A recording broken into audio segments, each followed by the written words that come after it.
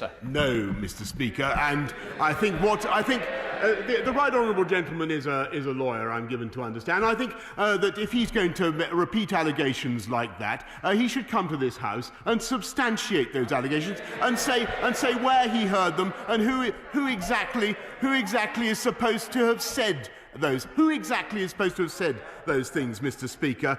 Because what I certainly can tell him, and he asked about the October decisions, they were very bitter, very difficult decisions, as they would be for any Prime Minister, Mr. Speaker, because no one wants to put this country into a lockdown with all the consequences that means for loss of education, for the damage to people's life chances, to the huge medical backlog that it entails. But it was thanks to that lockdown, the tough decision that we took, Mr. Speaker, and thanks to the heroic efforts of the British people, that we have got through to this stage in the pandemic where we find ourselves rolling out our vaccine, where we've done 50% of the population, 25% of the adult population have now had 2 doses, Mr. Speaker, and lockdowns are miserable. Lockdowns are appalling things to have to do, but I have to say that I believe that we had absolutely no choice. Keir Starmer. Well, somebody here isn't telling the truth. The House will have heard the Prime Minister's answer, and I remind him the Ministerial Code says, and I quote, "Ministers who knowingly mislead Parliament will be expected to offer their resignation." I'll leave it there for now. Turning to another issue, there'll be further on this, believe you me, who initially, and Prime Minister, initially is the key word here, who initially paid for the redecoration of his Downing Street flat? Prime Minister. Mr. Speaker, when it comes to misleading Parliament, he may recollect that it was only a few weeks ago that he said that he didn't oppose this government, this country staying in the leaving the European Medicines Agency. The fact that he was then forced to retract and leaving the European Medicines Agency was absolutely invaluable for our vaccine rollout. And actually, it was just last week that he said that James Dyson. He said that James Dyson was a personal friend of mine. A fact that James Dyson was corrected in the newspaper this morning. As for the latest stuff that he's bringing up, he should know that I paid for Downing Street refurbishment personally, Mr. Speaker, and I contrast it.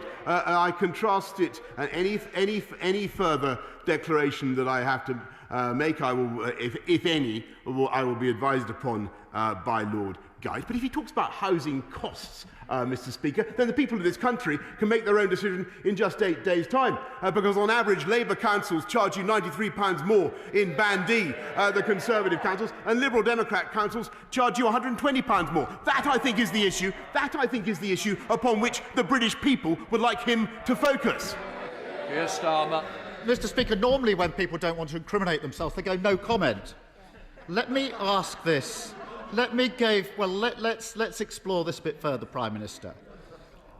Let's ask it a different way. Either, this is the initial invoice, Prime Minister, initial invoice, either the taxpayer paid the initial invoice, or it was the Conservative Party, or it was a private donor, or it was the Prime Minister. So I'm making it easy for the Prime Minister. It's now multiple choice. There are only 4 options. It should be easier than finding the chatty rat, Mr. Speaker. So I ask the Prime Minister again, who paid the initial invoice, Prime Minister, for the redecoration of the Prime Minister's flat, the initial invoice?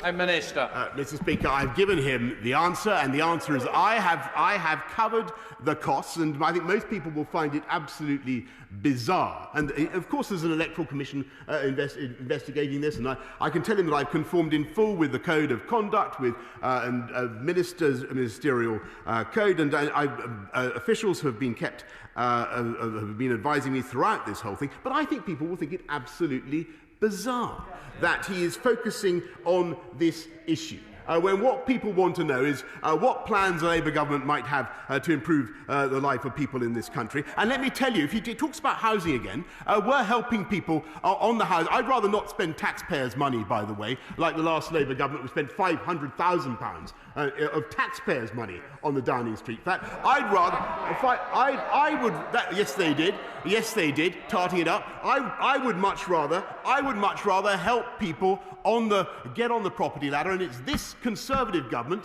that has built 244,000 homes in the last year, which is a record over 30 years. This is a government that gets on with delivering on the people's priorities while he continually raises, I think, issues that most people would find irrelevant to their concerns. Keir Starmer. Mr. Speaker, he talks of priorities.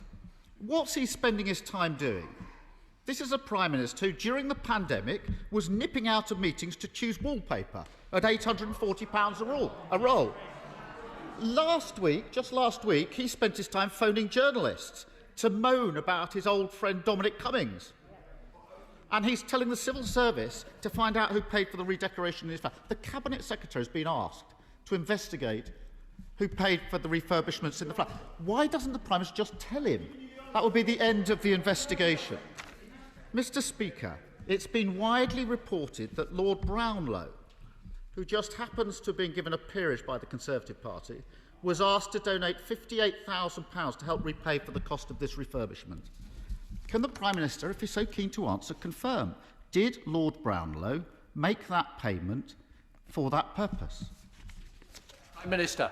Mr. Speaker, I think I've answered this question several times now, and the answer is that I have covered the costs. I have met the requirements that I've been obliged to meet in full. And when it comes to the taxpayer and the costs of Number 10 Downing Street, it was the previous Labour government. I think Tony Blair racked up a bill of £350,000. And I think what the people of this country want to see is minimising taxpayer expense. They want to see a government that's focused on their needs and delivering more homes for the people of this country and cutting council tax, which is what we're doing. And it's on that basis that I think people are going to judge our parties on May the 6th. Keir Starmer. Answer the question. That's what the public scream at their televisions every PMQs. Answer the question. The Prime Minister hasn't answered the question. He knows he hasn't answered the question. He never answers the question. The Prime Minister will be aware that he's required to declare any benefits that relate to his political activities, including loans or credit arrangements, within 28 days. 28 days, Prime Minister, yes. He will also know that any donation must be recorded in the register of ministers' interests, and that under the law, any donation of over £500 to a political party must be registered and declared. So the rules are very clear. The Electoral Commission now think that there are reasonable grounds to suspect that an offence or offences may have occurred. That's incredibly serious. Can the Prime Minister tell the House, does he believe that any rules or laws have been broken in relation to the refurbishment of the Prime Minister's flat? Prime Minister. No, I don't, Mr. Speaker. What I believe has been strained to breaking point is the credulity of the public. He has half an hour every week to put serious and sensible questions to me about the state of the pandemic, about the vaccine rollout, about what we're doing to support our NHS, about what we're doing to fight crime, about what we're doing to bounce back from this pandemic, about the economic recovery, about jobs for the people of this country. And he goes on and on, Mr. Speaker, about wallpaper when, as I've told him umpteen times now, I paid for it. Keir Starmer. Mr. Speaker, can I remind the Prime Minister of the Nolan Principles, which are meant to govern the behaviour of those in public office? They're these: selflessness, integrity, objectivity, accountability, openness, honesty, and leadership.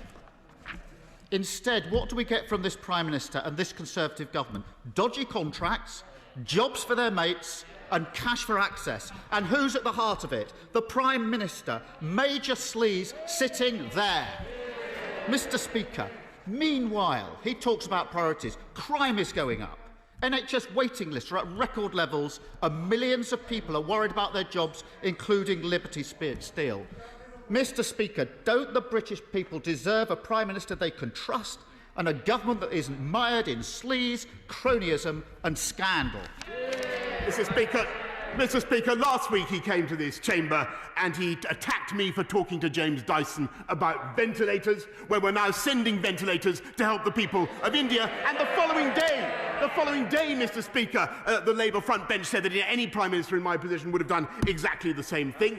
It wasn't only a few months ago that they were actually attacking Kate Bingham, saying she was a crony when she helped to set up the vaccine task force that delivered millions of vaccines for the people of this country, Mr Speaker, and helping us to get out of the pandemic. This is a government that is getting on with delivering on the people's priorities. We're rolling out many more nurses, 10,000 more nurses in the NHS now than there were this time last year, 8,771 more police officers on our streets now than there were when I was elected, including tougher sentences, Mr Speaker, for serious sexual and violent criminals, which he opposed, Mr Speaker. We're getting on, and by the way, I forgot to mention it. Last night, our friends in the European Union voted to approve our Brexit deal, which he opposed, which enables us not just to take back control of our borders, Mr Speaker, but to deliver free, which it does, which he fervently opposed, enabling us, amongst other things, to deal with such threats as the European Super League, Mr Speaker, but it enables us to deliver free ports